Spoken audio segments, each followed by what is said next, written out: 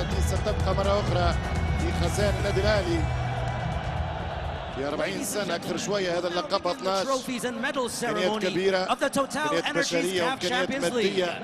خلي النادي الأهلي دائما ينافس على الكاف شامبيونز ليج، الهدف القديم الجديد في كل موسم. سنبدأ الآن مراسم التتويج لدوري الأبطال. إذا أحمد حسن نجم الكرة المصرية كان جاب التروفي ورمز دوري أبطال أفريقيا.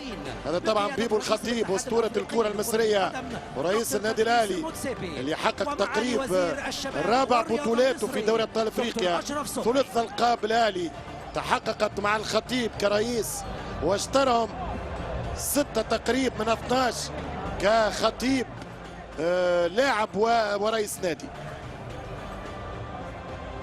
درج الرياضي التونسي وصيف افريقيا في ديسمبر وفي جانفي ما كناش نحكيو على انه الترجي باش يوصل لفينال ماي.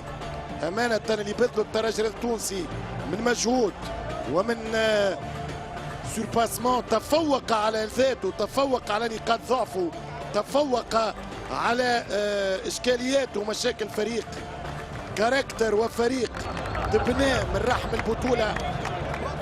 ممر الشرفي لحكام المباراه بقياده الكونغولي جون جاك ندلا، كولر بجنبه خالد بيبو رجل الهاتريك في نهايه 2001 ضد سان داونز.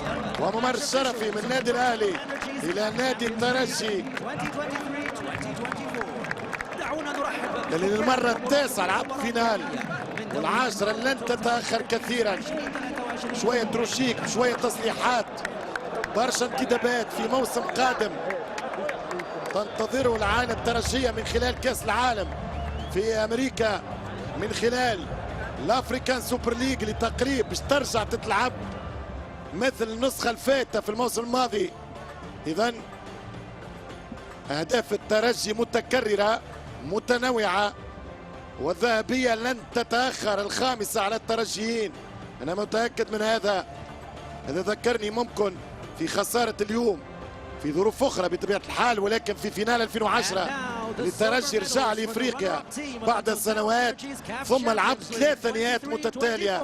وهذا الجيل القادم مع انتدابات اخرى سيكون بطل القاره في موسم او موسمين قادمين. معز بشرفيه كان في 20 سنه بطل افريقيا 2011 في نهائي رادس ضد الوداد.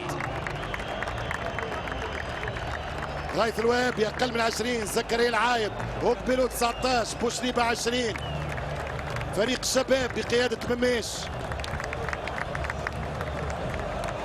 هذايا موتسيبي رئيس الكاف، والميداليات الفضيه للترجي اردناها ذهب، ولكن الترجي يكون واقعيين، اصطدم بفريق قوي، فريق عنده التجربه، فريق عنده التقاليد اكثر من ولادنا الصغار، لهذا باش يتعلموا منه وسيعودون. برافو، شكرا لاولاد الكل انه متعونا، عشنا معاهم ليالي وسهرات خالده، نحتوا في الصخر، بذلوا كل مجهود، فاتوا حدودهم. بطوله وصلنا فيها نهائي ب 14 او 15 لاعب ماكس. ما عندكش بنك الاهلي، ما عندكش تجربه الاهلي، لذلك خسرنا اليوم. تلعبت على جزئيات، كان واضح في 180 دقيقه انه عندنا مشكل هجومي، لذلك الترجي مطالب بتعديل الاوتار في خياراته القدام. مميش يعطيه الصحه، كان متاثر جدا بعد النهائي. ميلاد حارس عملاق. موتسيبي يتكلم عن كاردوزو وزير الشباب والرياضه في مصر. بيبو الخطيب، رياض بن نور رئيس فرع الترجي. كنا نحب الذهب، ولكن اعتقد رئيس الاتحاد المصري لكرة القدم شكرا الترجي، شرفتوا الكرة التونسية، وصلتوا النهائي، وخاصة مع الاوبجيكتيف الكبير كأس العالم. الفائز بدوري الأبطال توتال انرجيز. الآن النادي الأهلي بطل افريقيا. مارسيل كولر أول متوجين بقلادة الذهب، لقبه 12 في مشواره كمدرب، والثامن مع النادي الأهلي.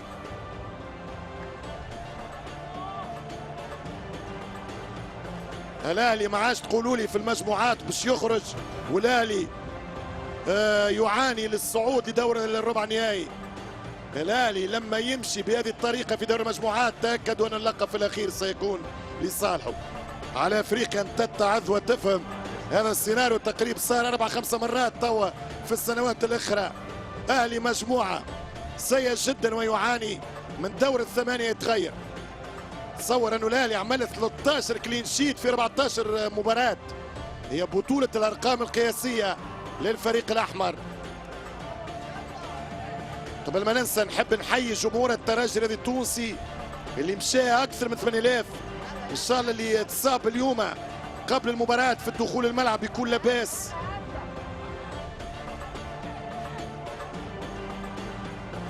حقيقة كان تنقل تاريخي، وقفوا مع الفريق، شجعوا الفريق، آمنوا بالحظ وأن اللقب سنعود به إلى تونس، ولكن اصطدمنا بفريق أكثر تجربة، أكثر خبرة، أكثر صنعة في اللحظات الصعبة في الماتش. مبروك عليهم، النادي الأهلي يستحق. فرحة كبيرة للأهلوية. إمام عاشور في أول ألقابه في دوري الأبطال، لذلك هو الأكثر فرح، هو الأكثر سعادة اللاعب القادم بعد تجربة الزمالك. إذا السوبر المصري سيتكرر في نهائي رابطة الأبطال 30 سنة بعد الاف ام بي ستاديوم جوهانسبورغ وصاروخ أيمن منصور في مرمى شوبير. بعد 30 عام يأتي شوبير آخر، كان نجم البطولة، كان 9 كلين شيت مقبل ولا هدف، كان المساهم الرئيسي والراعي الأول للقب الأهلي هذا العام. شوبير آخر يتحدى أيمنات أخرين في النادي الزمالك من أجل لقب السوبر. خطيب والشناوي يستلم كابتن فريق النادي الأهلي رامي ربيعة كأس دوري الأبطال توتال انرجيز 2023 2024.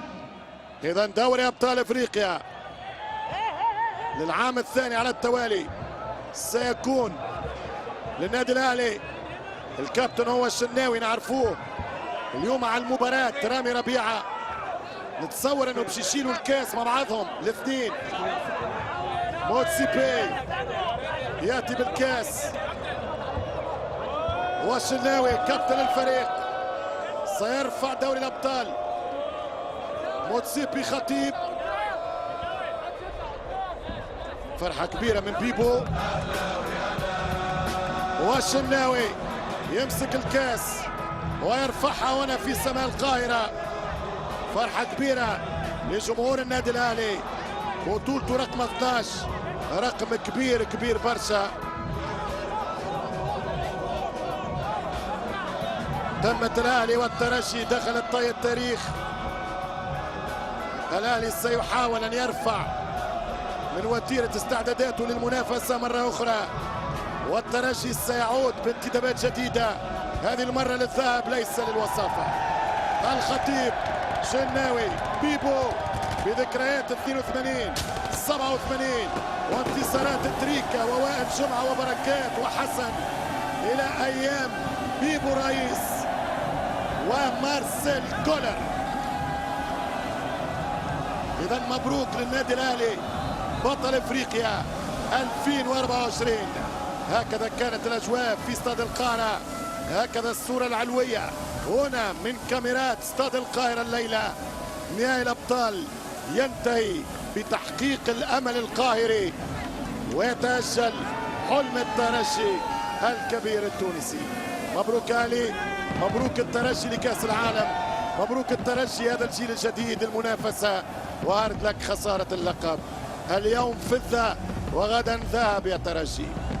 هذا العام الشامبيونز ليج وككل عام في آخر الأعوام هي حمراء بالتخصص، هي أهلاوية بالعناوين.